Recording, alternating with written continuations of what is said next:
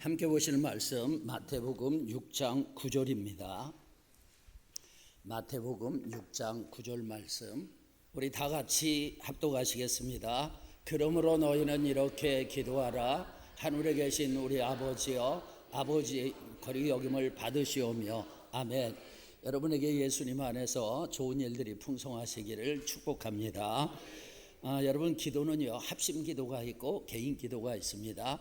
가정이나 교회나 국가나 또 우리가 기도팀이 있는데 이 공동체원들이 한 마음이 돼서 한 기도 제목을 가지고 기도하는 것을 합심 기도라고 합니다.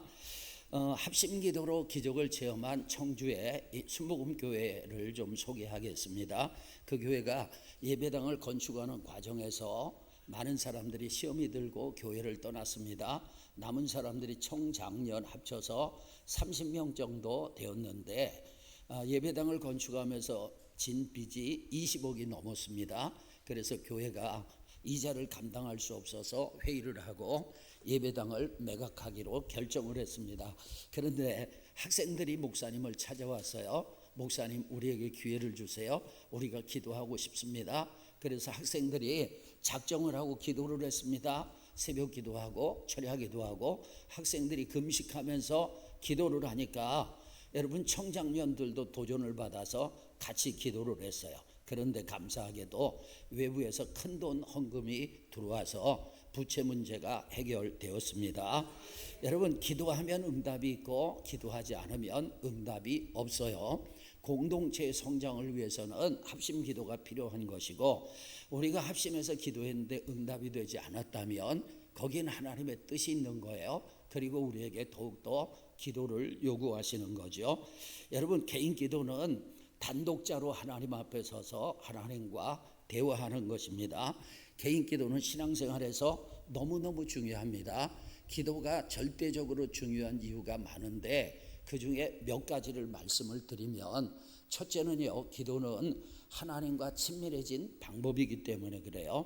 기도하면서 우리는 하나님과 친해지는 거예요. 할렐루야. 여러분, 신명기 4장 7절 다 같이, 우리 하나님 여호와께서 우리가 그에게 기도할 때마다 우리에게 가까이 하심과 같이 그 신이 가까이 함을 얻은 큰 나라가 어디 있느냐. 아멘.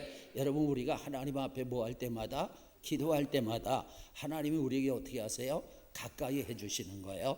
사람을 자주 만나면 친해집니다. 그런 것처럼 우리가 기도를 통해서 하나님을 대면하고 하나님을 자주 만나면 하나님과 친밀해지는 거예요. 그래서 기도해야 되는 것이고요.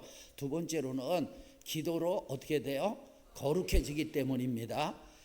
여러분, 우리가 예수를 믿을 때 우리는 존재적으로 거룩해진 거예요. 예수님을 믿고 예수님 안에 거하면 우리는 세상 사람과 구별된 하나님의 자녀가 되고 천국 백성이 되고 구별된 사람들이에요. 그러나 우리의 생활은 여전히 세상적일 수 있습니다. 우리의 생활도 거룩해져야 되거든요. 근데 우리의 생활이 거룩해지려면 방법이 있습니다. 디모데전서 4장 5절 다 같이, 하나님의 말씀과 기도로 거룩하여짐이라. 아멘. 하나님의 말씀 없이, 기도 없이 거룩해질 수 없는 거예요. 그 다음에 세 번째로는요, 기도로 하나님의 은혜를 풍성하게 누리기 때문에 그렇습니다. 여러분, 은혜를 누리기를 축원합니다. 성경에서는요, 수많은 약속이 나와요. 그 약속은 우리에게 영육간에 좋은 거예요. 하늘에 신령한 것, 땅에 기름진 것들을 약속하셨어요. 그런데 그 약속이 우리에게 성취되려면 기도해야 하는 것입니다. 에스겔 36장 37절에서는 이스라엘 백성들이 하나님 앞에 범죄하고 하나님을 떠났기 때문에 그들이 멸망하게 되고 바벨론의 포로가 됩니다. 그런데 하나님께서 그 이후에 그들을 다시 회복시키실 것을 약속하셨어요. 몇 가지 약속을 하셨는데, 첫째는 포로된 사람들이 가나안 땅으로 돌아오게 될 것이라는 거예요. 그 다음에 두 번째로는요, 돌 같은 마음, 살 같은 마음으로 변화시키고 영적인 부흥이 일어나게 하실 거라는 거예요. 세 번째로는 황폐한 예루살렘이 에덴 동산처럼 다시 회복될 것을 약속하셨어요. 그리고 사람의 숫자가 절기때 양떼같이 많아질 것이라고 하셨어요. 그런데 하나님이 약속하셨으면 그 약속은 반드시 이루시잖아요. 그런데 조건이 있습니다.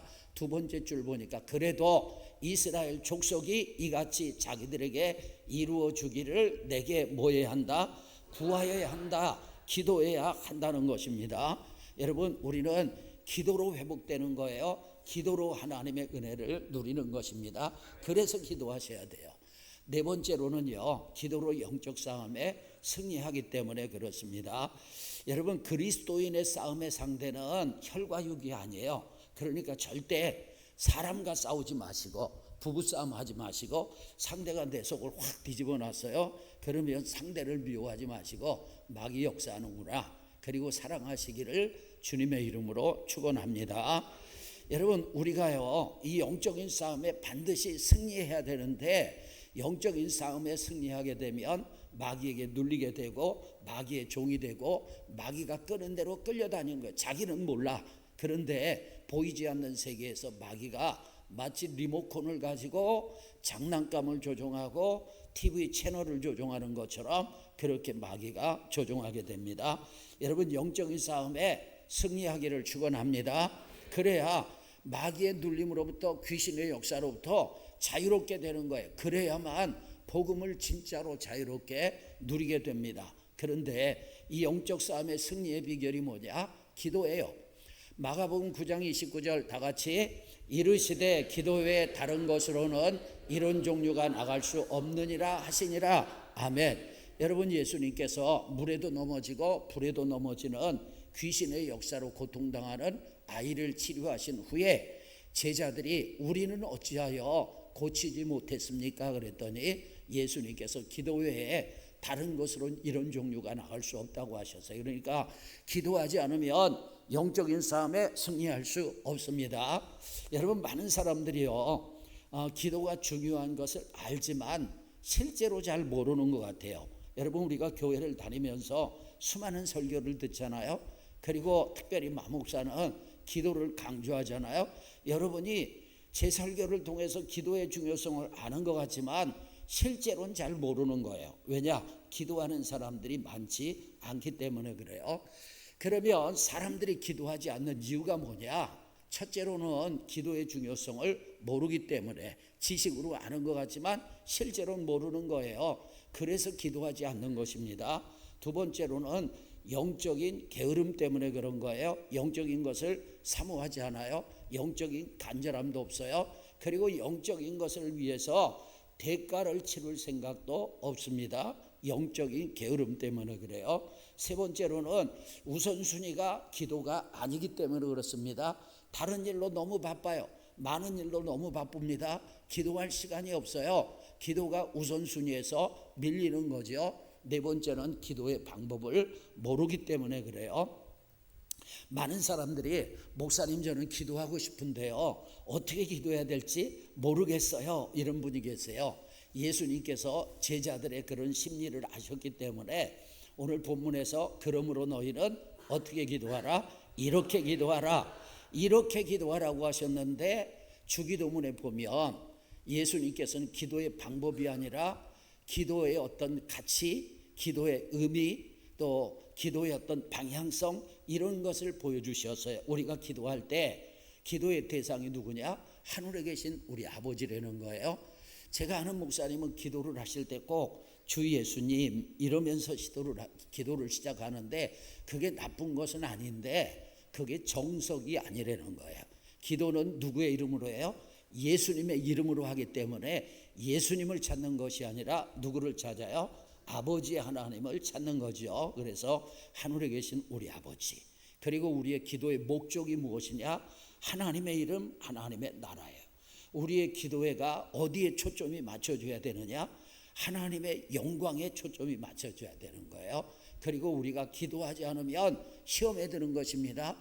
우리가 무엇을 기도해야 되는지 주님께서 가르쳐 주셨어요.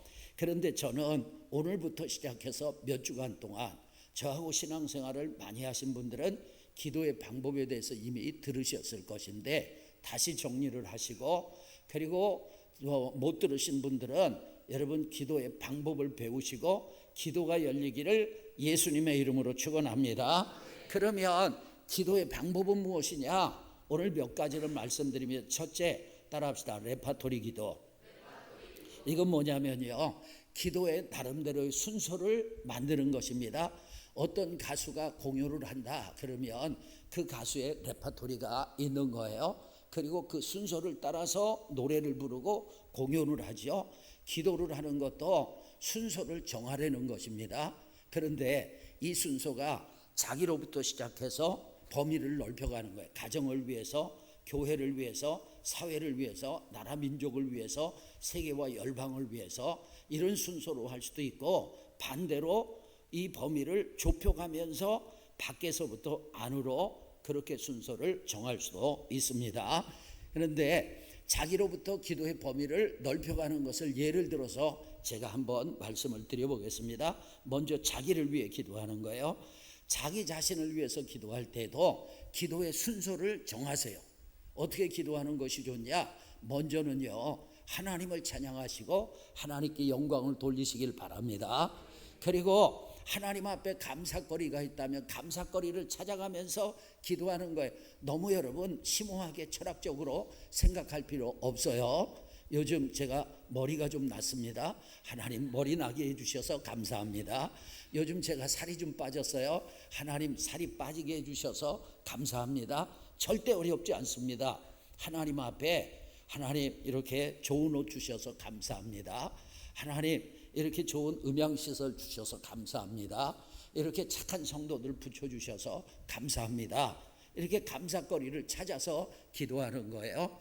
그 다음에는 하나님과 나 사이에 가로막힌 죄가 있다면 그 죄를 하나씩 한꺼번에 몽뚱거려 가지고 하는 것이 아니라 하나씩 하나님 이런 죄 범했습니다. 잘못했습니다. 용서해 주세요.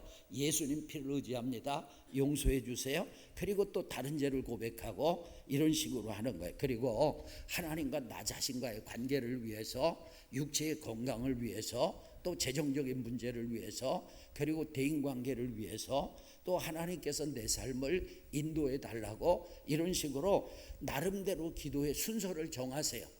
여러분 그걸 다 외우지 못하면 아예 써놓고 보면서 하셔도 돼요. 그래서 하나씩 기도해 나가는 거예요. 자, 자기를 위한 기도가 끝났습니다. 그러면 이번에는 가족들을 위해서 기도하는 거예요. 아버지를 위해서, 어머니를 위해서, 형제를 위해서, 아내를 위해서, 자녀를 위해서 순서대로 기도하시면 돼요. 그리고 각 사람을 위해서 기도할 때도 그 사람을 위한 순서를 정해 놓으세요. 기도의 순서. 내 자녀를 위해서는 이렇게 기도하겠다. 순서를 정해놓고 그대로 하는 거예요. 그 첫째 아들 끝났다. 둘째를 위해서 기도하고, 둘째가 끝났다. 셋째를 위해서 기도하고, 그렇게 하는 거예요. 순서대로 하면 돼요. 그 다음에 교회를 위해서 기도하는 거죠. 여러분 교회를 위해서도 목회자를 위해서, 성도들 한 사람 한 사람을 위해서, 교회에 문제를 가진 성도를 위해서 기도할 수 있죠. 그리고 교회 공통적인 기도 제목이 있잖아요. 그 기도 제목 가지고 기도하시고, 그리고 교회 가운데 여러분 어려움이 있으면 어려움을 위해서 기도하시고, 또 교회에 어떤 큰 기도 제목이 있으면 함께 기도해 주시고, 교회를 위한 기도가 끝났어요. 그러면 더 범위를 넓혀서 나라를 위해서 기도하는 거예요. 나라를 위해서 기도하는 것도 여러분 주보의 뒷면에 보면 우리 교회가 나라를 위해서 기도하는 기도 제목이 6가지가 있습니다. 그 6가지를 기도할 때 하나님 기도하는 나라가 되게 해주세요. 하나님 거룩한 나라가 되게 해주세요. 이렇게 할 수도 있지만 기도하는 나라에 대해서 기도할 때 조금 더 이렇게 확대시켜서 기도하시고, 거룩한 나라를 위해서 이런 식으로 기도를 하세요. 여러분 제가 기도의 큰 테두리를 지금 말씀드렸습니다. 여러분은 필요나 감동에 따라서 더 집어넣을 수도 있고 뺄 수도 있고 바꿀 수도 있어요.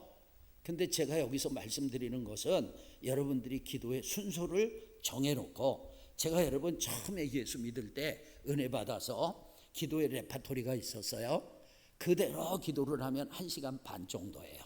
그런데 토요일마다 삼각산 올라가서 철야를 할 때는 이걸 한 바퀴 돌리고, 시간이 남잖아요. 2바퀴 돌리고 3바퀴 돌리고 이렇게 기도를 했어요.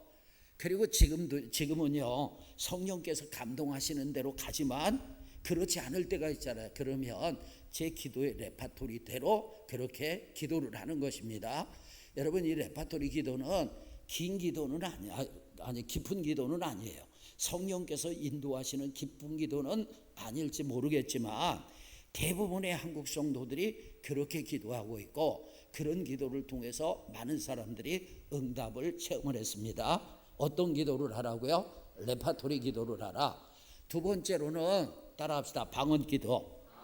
어떤 사람은 방언 기도 싫어하는 사람들도 있는데 그건 본인의 취향이지만 하나님께서 원하시면 나도 원해야 합니다. 여러분, 방언이라는 것은 크게 두 가지로 나누는데, 하나님과 통하는 방언을 방언 기도라고 하는 거예요.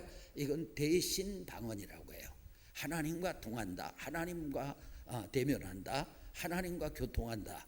그 다음에 사람과 통하는 방언이 있습니다. 그것을 대인 방언이라고 그래요. 사도행전 2장에 보면 오순절날 120문도에게 성령께서 임하셨어요.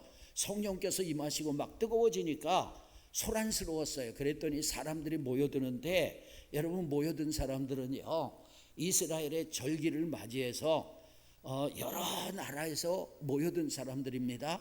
그런데 그 사람들이 들어보니까 이 120문도가 각기 다른 언어로 하나님의 큰 일에 대해서 말하고 있었어요. 그러니까 그때 사용했던 그 방언은 외국어입니다. 대인 방언이에요.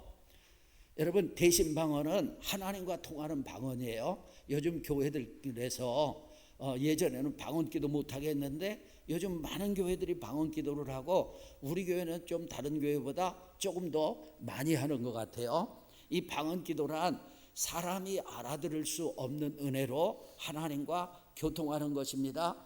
방언 기도는 성령의 은사 중에 하나인데, 고린도전서 12장에 보게 되면 방언을 포함한 9가지 은사가 나와요. 근데 은사는 9가지만은 아니에요. 그런데 고린도전서 12장 11절에 보니까 이 모든 일은 같은 한 성령이 행하사, 누가 행하신다고요? 성령이 행하사 그의 뜻대로 각 사람에게 나누어 주시는 것이니라. 그러니까 여러분, 방언은 성령의 은사입니다. 그 은사는 뭐냐? 선물이에요. 방언은 다시 말하면 하나님이 주신 선물이에요. 여러분, 하나님이 주신 선물은 좋은 것입니까? 나쁜 것입니까? 좋은 거예요. 그런데 요즘 하나님이 주신 선물인 은사를 부정하고 비판하고 멸시하는 사람들이 있습니다. 많은 사람들이 방언의 은사를 금하기도 하고, 목사님들이 금하기도 하고, 또 많은 사람들이 은사를 꺼립니다. 하나님께서 그런 모습 절대 기뻐하지 않으실 거예요. 제가 좋아했던 유튜버 중에 한 사람이 요즘 공개적으로 유튜브에서 방언을 비난하고 비판하고 그런 걸 보면서 참 안타깝고 그분을 위해 기도하게 됩니다. 그는 성경에 나오는 방언을 모두 다 외국어로 봅니다. 우리가 기도할 때 하는 방언은 귀신 역사라는 거예요. 타종교에서도 방언이 있기 때문에 귀신 역사로 보는 거예요. 그런데 그는 하나만 알고 둘을 모르는 것입니다. 여러분, 귀신 방언은요, 귀신이 역사에서 하는 방언이에요. 그런데 우리의 방언은 하나님이 역사하셔서 하는 방언입니다. 그러니까 귀신 방언이 아니라 하나님 방언이죠. 여러분, 칼을 가지고 생각해 보세요. 의사가 칼을 잡으면 그 칼은 뭐 하는 칼이에요? 사람을 살리는 칼이에요. 그런데 강도가 칼을 잡으면 그 칼은 어떤 칼입니까? 사람을 해치는 칼, 죽이는 칼이 되는 거예요. 같은 이치로 생각을 하시면 되겠어요. 고린도전서 14장 2절 다 같이 읽습니다. 방언을 말하는 자는 사람에게 하지 아니하고 하나님께 하나니 이는 알아듣는 자가 없고 영으로 비밀을 말함이라. 아멘. 여러분, 이 방언이 외국어다, 그 부분은 그렇게 주장을 하는 거예요. 그런데 방언을 말하는 자는, 외국어를 말하는 자는 사람에게 하지 아니하고 하나님께 해요. 여러분, 우리가 외국 나가서 사람들하고 외국어 하면 그게 하나님께 하는 겁니까? 사람과 통하는 거죠. 그러니까 이 말씀하고는 다른 거예요. 그 다음에 여러분, 이는 알아듣는 자가 없고 그랬어요. 여러분, 외국어를 하면 알아듣는 사람들이 많지는 않지만 아는 사람은 아는 거예요. 그 다음에 영으로 비밀을 말함이라, 외국어를 한다고 그게 영으로 비밀을 말하는 것입니까? 여러분, 제가 짧은 영어 한번 해보겠습니다. Good morning everyone. Believe in Jesus. 여러분, 지금 이 소리는 아는 사람은 알아듣는 거예요. 그런데 이게 영으로 말하는 겁니까? 이게 여러분 비밀을 말하는 겁니까? 그러니까 그분의 해석이 잘못된 거죠. 여러분, 고린도 전서에서 말하는 방언은 외국어가 아니라 우리가 하는 방언입니다. 자, 고린도 전서 14장 14절. 내가 만일 방언으로 뭐하면? 기도하면. 내가 만일 방언으로 기도하면 그랬어요. 여러분, 외국어를 말하는 것은 사람들과 교제를 하기 위해서죠. 여러분 중에 외국어로 기도하는 사람 손 들어보세요. 나는 영어로만 기도해. 나는 일본어로 기도해. 나는 사우디아라비아 말로 기도해. 이런 사람 없으시죠? 기도할 때 우리말로 기도하지 방언으로 기도합니까? 그러니까 여기서 방언으로 기도한다는 것은 우리가 하는 방언 기도를 말하는 거예요. 그 다음에 나의 영이 기도하거니와, 내가 외국어로 기도를 하면 그게 나의 영이 기도하는 것입니까? 아니에요. 그런데 나의 영이 기도하기 때문에 나의 마음은 열매를 맺지 못한다. 무슨 얘기냐면, 우리가 방언 기도를 할 때 통역을 받지 못한 사람은 무슨 말인지 알지 못하기 때문에 영의 열매를 있을지 몰라도 마음은 답답한 거예요. 그래서 마음의 열매를 맺지 못한다. 이렇게 얘기를 하는 것입니다. 그러니까 여기서 말하는 방언은 우리가 기도할 때 사용하는 방언 기도를 말하는 것이고, 우리가 방언으로 기도하면 우리 영 안에 와 계신 성령께서 보이지 않는 탄식으로 간구해 주시는 것이고, 우리가 여러분 방언 기도를 하면 우리의 영이 열매를 맺는 것이고, 그런데 우리의 영과 우리의 마음은 붙어 있기 때문에 영의 하나님의 응답이 있을 때 우리의 마음으로 전달이 되는 거예요. 예를 들자면, 여러분, 우리의 마음에 스트레스가 있어요. 그러면 육체의 이상 현상이 나타나잖아요. 왜냐하면 마음과 몸이 붙어 있기 때문에 그런 거예요. 영과 마음이 붙어 있어요. 그래서 우리가 영으로 기도하면 이 영 가운데 하나님이 임재하시고 성령께서 보이지 않는 탄식으로 간구해 주시는데, 우리 마음이 그것을 100%는 아니지만 눈치를 채게 되는 거예요. 하나님의 뜻을 알게 되는 것입니다. 그런데 여러분, 이 방언은요, 대부분 단순한 언어를 반복적으로 하기 때문에 품위가 있어요. 품위가 별로 없어 보여요. 품이 없어 보입니다. 어떤 사람은 날랄라 방언을 해가지고 1시간 동안 날랄랄랄랄랄랄랄랄랄라 이러고 있어요. 이게 품이 있어요? 여러분, 품이 없어 보이죠? 인천에서 목회하시는 어떤 목사님은 방언 기도를 부인했어요. 그런데 그 어머니가 방언을 받았어요. 방언의 은사가 어머니에게 임했어요. 근데 어머니가 어떤 방언을 받았느냐? 퇴퇴퇴 방언을 받아가지고요, 이 어머니가 기도하면 기도하는 것인지 침을 뱉는 것인지 구분이 안 될 정도에 퇴퇴퇴 퇴퇴퇴 퇴퇴퇴 퇴퇴퇴. 그러니까 목사님, 엄마 지금 뭐 하는 거예요? 하지 말라고 엄마를 막 야단쳤어요. 목사님 방언도 싫어하는데 엄마가 방언 받았다고 퇴퇴퇴 하니까 얼마나 품위가 떨어져요. 그런데 어느 날 목사님에게 성령께서 임하시면서 방언이 터졌습니다. 제가 방언이 터졌다고 표현한 것은 목사님의 의지로 한 것이 아니라 안에서 성령이 강력하게 역사하셔가지고 방언이 막 밀고 나온 거예요. 내 의지와 상관없이. 그런데 그 목사님이 어떤 방언 받았게요? 퇴퇴퇴 방언 받았다고 그래요. 품위가 없죠. 여러분, 의정부에서 목회하셨던 오 목사님은 자기네 교인들은 통성기도하면 너무 무섭대요. 살벌하대요. 왜냐하면 교인들이 방언 기도를 하는데 교인들이 무슨 방언을 받았느냐? 칼가라 방언을 받아가지고 칼가라 칼가라 칼가라 칼가라 막 이런다는 거예요. 품위가 없죠. 여러분, 광교산 기도원에 20여 년 전에 기도하러 갔습니다. 어느 전도사님이 강대상 앞에 서가지고 강대상 쪽 십자가를 바라보면서 방언 기도를 하는데 우리 모두가 빵 터졌어요. 몸을 막 이렇게 흔들면서 반바라 반바라 푸샤 반바라 반바라 푸샤 반바라 반바라 푸샤 이러고 1시간 정도 하는데, 우리는요 예배가 시작될 때까지 아무도 기도를 하지 못하고 전도사님을 보면서 웃었습니다. 여러분 방언이 단순하고 똑같은 소리 같지만 그러나 하나님께는 다 통하는 줄로 믿습니다. 하나님은 다 알아들으시는 거예요. 여러분 아기가 응애 하고 울어요. 그러면 제3자는 무슨 소리인지 몰라. 그런데 엄마는요, 어떤 응애는 엄마 배고파요 젖 주세요 이렇게 들리는 거예요. 어떤 응애는요, 엄마 졸려요 재워주세요 이렇게 알아듣는 거예요.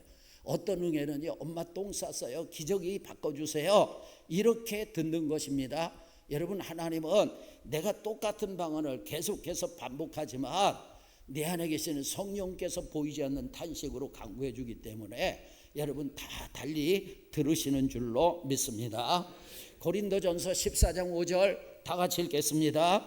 나는 너희가 다 방언 말하기를 원하나 특별히 예언하기를 원하노라. 아멘. 사도 바울은요, 고린도 교회 교인들이 특별히 예언하기를 원했어요. 사도 바울은 고린도 교인들보다 자기가 방언을 많이 하기 때문에 하나님께 감사하다고 했어요. 그러면서 나는 너희가 다 방언하기를 원한다. 여러분 마목사의 소원도 여러분들이 다 방언하기를 원합니다. 여러분 고린도 전서 14장 39절 다 같이 그런즉 내 형제들아 예언하기를 사모하며 방언 말하기를 금하지 말라. 아멘. 예언하기를 뭐라고 하라고요? 사모하세요. 그 다음에 방언 말하기를 뭐하지 말라? 금하지 말라. 그런데 목사님이 방언을 금해, 교회가 방언을 금해요? 아닙니다. 여러분 방언하기를 힘쓰기를 주의 이름으로 축원합니다. 그런데 이 방언 기도라는 것은 내가 하는 기도면서 동시에 듣는 기도입니다. 여러분 대화라는 것은 내가 말을 하고 상대의 말을 듣잖아요. 그런데 방언 기도에는 이 두 가지가 다 포함이 되어 있는 거예요. 이사야 28장 11절 다 같이 그러므로 더듬는 입술과 다른 방언으로 그가 이 백성에게 말씀하시리라. 아멘.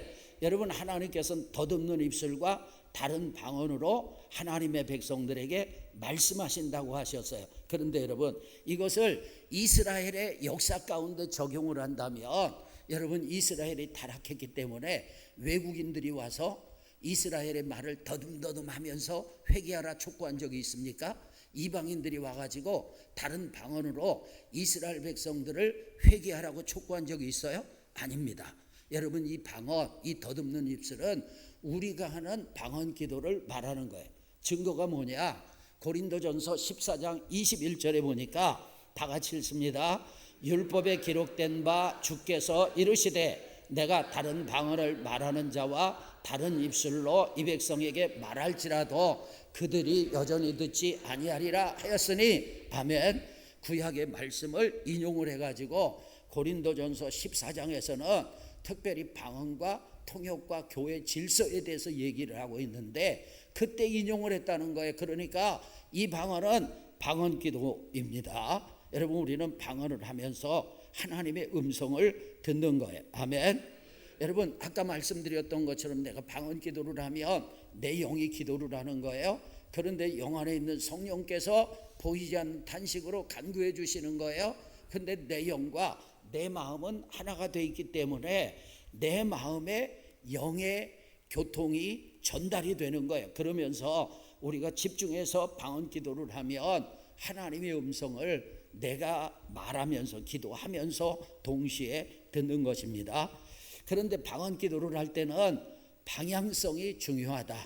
방언 기도를 그냥 아무 생각 없이 하는 것이 아니라 방향을 딱 정해놓고 하시는 것입니다.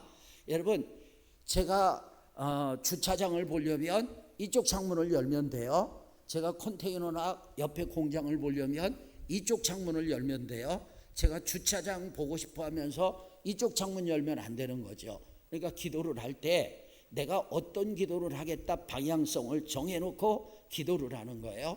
그런데 구체적인 것이 좋습니다. 예를 들어서 여러분이 저를 위해서 기도하는데 방언 기도한다고 가정을 해보겠어요. 여러분이 저를 위해서 기도하는데 저의 많은 기도 제목이 있잖아요. 저를 위해서 기도할 게 많잖아요. 그런데 그 가운데 저의 사역을 위해서 기도한다. 범위를 좁히는 거죠. 제 사역도 여러 가지 사역이 있는데 말씀 사역을 위해서 기도한다. 범위를 더 좁히는 거죠. 말씀 사역 가운데서도 우리 목사님은 복음적인 설교를 했으면 좋겠다.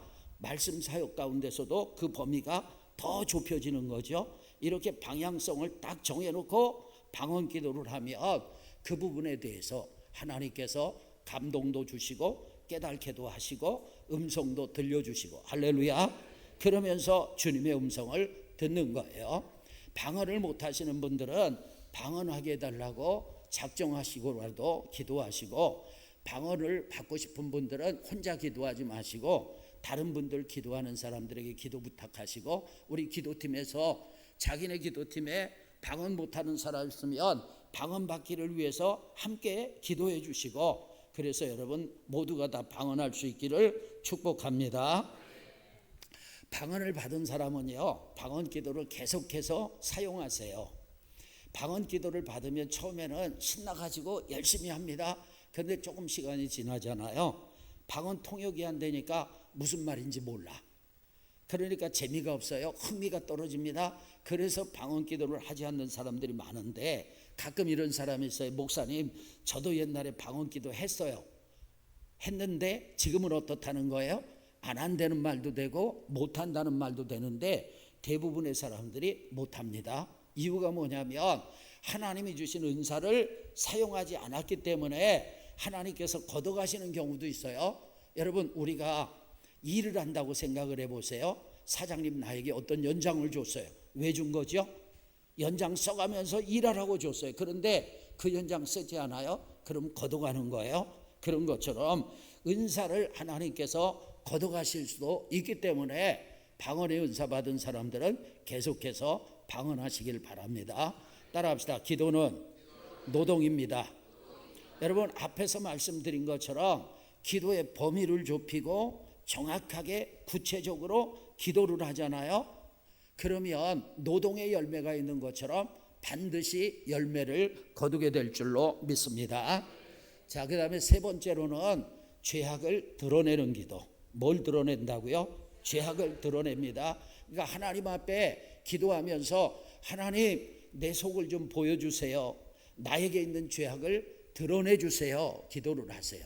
그러면 하나님께서 빛을 비춰주셔서 내가 지금까지 보지 못했던 죄악이 드러나게 됩니다. 내 속에 숨겨져 있는 죄악들을 발견하게 되는 것입니다. 여러분, 이렇게 하나님께서 빛을 비춰주시면요, 간혹 이런 사람들이 있어요. 나는 도덕적으로 깨끗하다, 나는 도덕적으로 흠이 없다, 이런 사람들도 있습니다. 그런 사람들도 하나님의 빛을 받으면 완전히 자기 속에 얼마나 악한 것이 있는지 다 드러나게 돼서 회개하는 경우가 종종 있습니다. 자, 이렇게 이제 하나님 앞에 하나님, 제가 어떤 죄를 졌어요? 그러면 하나님께서 드러내 주시는데 어떻게 드러내 주시느냐? 생각나게 하시는 거예요. 그러면 생각난 죄를 구체적으로 하나님 앞에, 하나님 이런 죄를 범했습니다, 용서해 주세요. 예수님의 피로 정결하게 씻어 주세요. 그리고 여러분, 또 다른 죄를 가지고 기도를 하는 거예요. 그러니까 죄를 고백할 때는 두리뭉실하게 고백하는 게 아니에요. 하나님, 저의 모든 죄를 용서해 주세요. 그런 기도도 필요하지만 그건 바람직하지 않아요. 구체적으로 하셔야 돼요. 여러분, 블록을 쌓을 때는요, 하나씩 쌓는 거예요. 그런 것처럼 우리 안에 있는 죄악을 처리할 때도 하나를 처리하고 또 하나를 처리하고 또 하나를 처리하고 이러면서 회개 기도를 하니까, 여러분 그런 소리 들었잖아요. 성령 받고 죄악이 생각나니까 밤새도록 회개 기도했다, 그런 얘기 들으셨죠? 성령께서 마음에 빛을 비춰주니까 죄가 드러난 거. 심지어 어떤 사람은요, 어릴 때 젖 먹을 때 엄마 젖꼭지 물었던 것까지 회개하는 사람도 있다고 하더라고요. 여러분, 하나님께서 그렇게 다 드러내 주시도록 하나님 드러내 주세요 기도를 하시고 죄악을 처리하세요. 만약에 우리가 죄를 회개해야 되는데 회개하지 않잖아요. 그러면 하나님께서 직접 드러내 주십니다. 이럴 때 사용하는 방법이 뭐냐? 참 힘든 사람을 붙여서 대인관계로 어려움을 당하게 하시든지 사건과 사고를 만나게 하면서 나 자신을 보게 하시는 거예요. 그런데 많은 사람들이 사건과 사고가 일어나면 자기를 보지 않아요. 자기를 보지 않고 기도 제목이 문제만 푸는데 집중되어 있습니다. 여러분 자신을 보게 왜 그 사건이 일어났는지 하나님 조명해 주세요. 그리고 하나님 앞에 회개할 부분이 있으면 회개하셔야 돼요. 그러니까 여러분 내가 하나님 내 죄를 드러내 주세요. 이렇게 해서 하나님이 빛을 비춰주시면 우리가 회개하고 자백하면 하나님께서 우리를 깨끗해 해주시는데 죄를 자백하지 않고 그냥 살아가면 하나님이 그냥 농사 지을 때 땅을 뒤집어 엎는 것처럼 확 뒤집어 엎는 거예요. 사건과 사고를 통해서. 그래서 그렇게 되면 아픔이 있으니까 여러분 드러내는 기도를 하시고, 네 번째 따라합시다. 명령기도. 여러분 이 기도는요 대상이 하나님이 아닙니다. 우리가 하나님 앞에 명령할 수 있어요? 하나님이 아니고 사람이나 사물이나 환경이나 악한 영이기 때문에 엄밀하게 따지면 기도라고 할 수가 없어요. 그런데 우리가 이 방법을 사용하잖아요. 그러면 하나님께서 역사를 해주세요. 그래서 넓게 기도의 범주 안에 들어가는 것입니다. 명령기도는요 내 인격으로 하는 게 아니에요. 내 능력으로 하는 것이 아니라 예수 그리스도를 의지하고 그분의 공로를 의지하고 그분의 이름으로 하는 것입니다. 마가복음 16장 17절 다 같이, 믿는 자들에겐 이런 표적이 따르리니 곧 그들이 내 이름으로 귀신을 쫓아내며 새 방언을 말하며. 아멘. 믿는 자들에게 따르는 표적이 있는데 첫 번째가 뭐냐? 주님의 이름으로. 누구의 이름으로? 주님의 이름으로 귀신을 쫓아내며. 아멘. 여러분 우리가 귀신을 쫓아낼 때 귀신에게 나가라고 명령하는 것입니다. 예수님께서 귀신을 쫓아낼 때도 나가라고 명령하셨어요. 마가복음 9장 25절에 보면 우리 예수님께서 어린아이가 불에도 넘어지고 물에도 넘어지는데 이게 귀신 역사였거든요. 그때 예수님께서 꾸짖으시면서 명하셨습니다. 말 못하고 못 듣는 귀신아, 내가 네게 명하노니 그 아이에게서 나오고 다시 들어가지 말라. 아멘. 여러분 그러자 그 아이가 치료되었어요. 우리도 예수님처럼 명령하는데 우리의 인격으로 우리의 능력으로가 아니라 예수님의 이름으로 명령하시길 축원합니다. 여러분 사도행전 3장에 보면 베드로와 요한이 성전에 들어가다가 미문에 앉아있는 어릴 때부터 날 때부터 한 번도 걸어본 적이 없는 안진뱅이를 치료하는 사건이 일어납니다. 사도행전 3장 6절 다 같이, 베드로가 이르되 은과 금은 내게 없거니와 내게 있는 이것을 내게 주노니 나사렛 예수 그리스도의 이름으로 일어나 걸으라 하고. 아멘. 누구의 이름으로? 나사렛 예수 그리스도의 이름으로 손을 잡고 일으키니 그 사람이 발과 발목에 힘을 얻고 서서 뛰며 걸으며 하나님을 찬미하는 역사가 있었습니다. 저는 목회 초기에 이 명령기도를 배우게 되었습니다. 어떻게 배우게 됐느냐? 제가 도봉동에서 열린교회를 목회하시는 이건희 목사님께서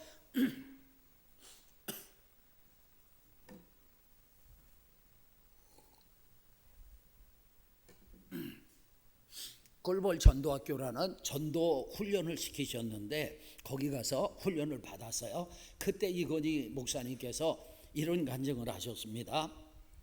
교회 앞에 건물을 가리는 큰 가로수가 있어서 목사님이 그게 없어졌으면 좋겠다 그런 생각을 했는데 어느 날 성경 가운데 말씀이 목사님에게 꽂혔어요. 다 같이 읽겠습니다. 주께서 이르시되 너희에게 겨자씨 한 알만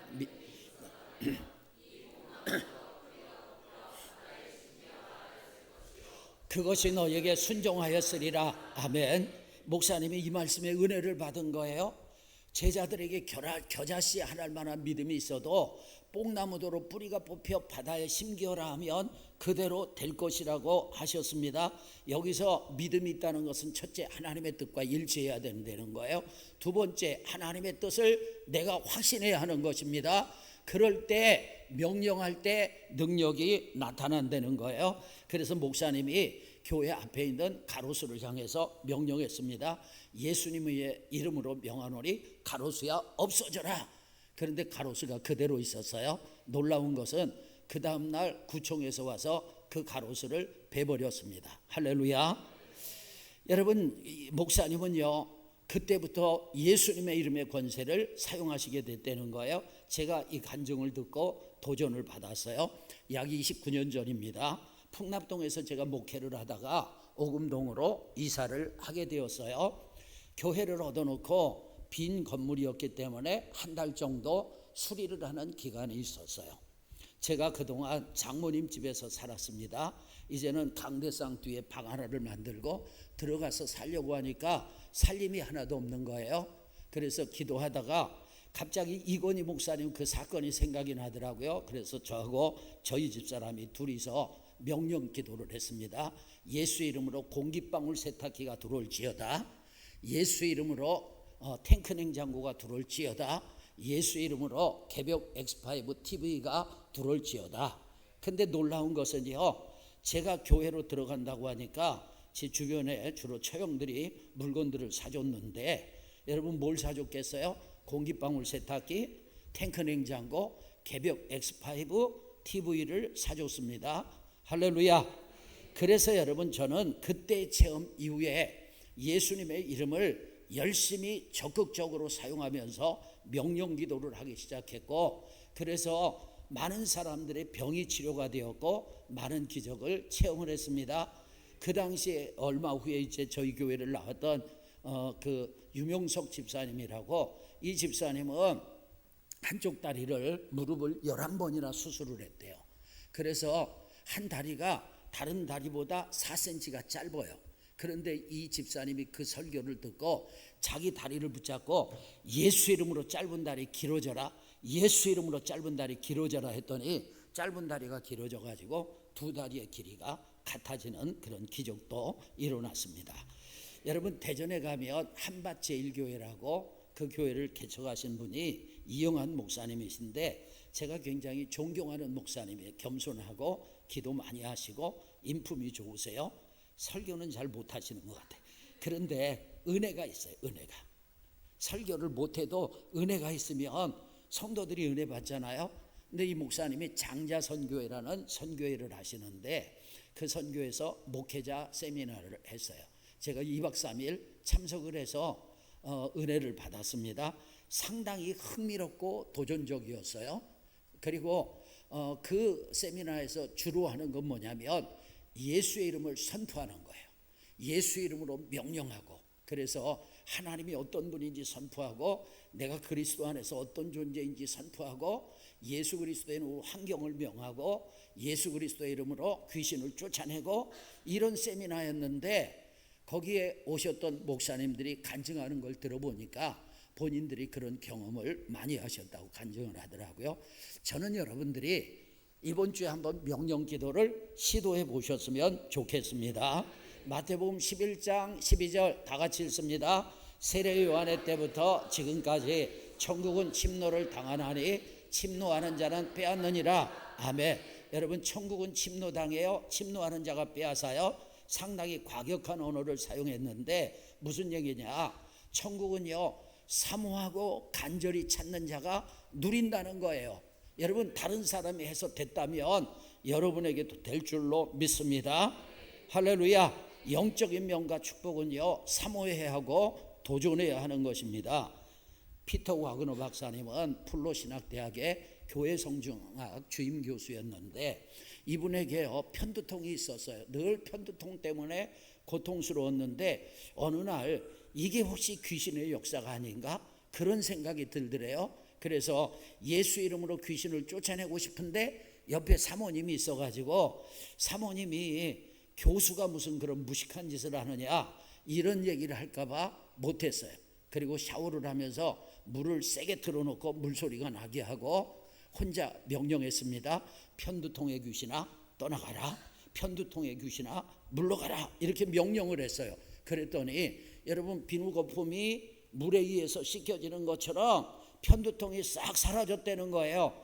그래서 이 목사님이 그때부터 예수님의 이름의 권세를 적극적으로 사용하게 되었습니다.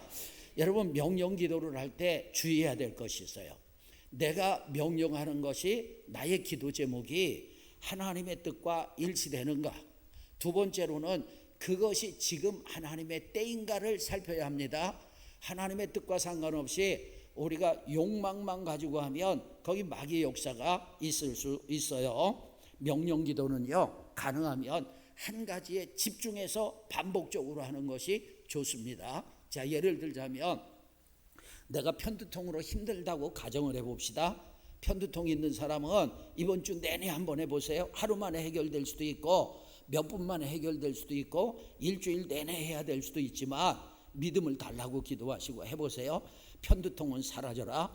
편두통을 일으키는 육체의 비정상적인 부분은 정상이 될지어다. 예수 이름으로 정상이 될지어다. 예수 이름으로 편두통을 일으키는 귀신은 떠나갈지어다. 이렇게 여러분 구체적으로 기도를 하세요. 명령을 하세요. 그럴 때 여러분 기도 응답이 반드시 될 것입니다. 오늘은 여기까지 하겠습니다. 기도의 방법이 제가 아직 어디까지 할지는 정하지는 않았지만 17가지는 하려고 합니다. 그래서 여러분들 잘 들으시고 이번에 기도가 열리길 축원합니다. 기도의 방법 오늘 4가지를 말씀드렸어요. 첫째, 레파토리 기도 순서를 정해놓고 순서 따라 하세요. 두 번째로는 방언 기도, 방언 받으신 분들은 많이 하시길 바랍니다. 세 번째, 무슨 기도요? 드러내는 기도. 하나님 내 속에 있는 죄악을 드러내세요. 그래서 하나님이 보여주시면 한 가지씩 해결해 나가시고, 마지막으로 명령기도. 여러분 내 인격으로 하는 것이 아니에요. 예수님의 이름으로 하는 것입니다. 우리가 예수님을 믿으면 하나님은 우리의 아버지가 되십니다. 아버지 하나님은 우리가 기도하면 반드시 응답해 주십니다. 이번 한 주가 기도에 집중하시고 여러분 특별히 명령기도 한번 시도해 보시고 풍성한 은혜 누리시기를 축원합니다.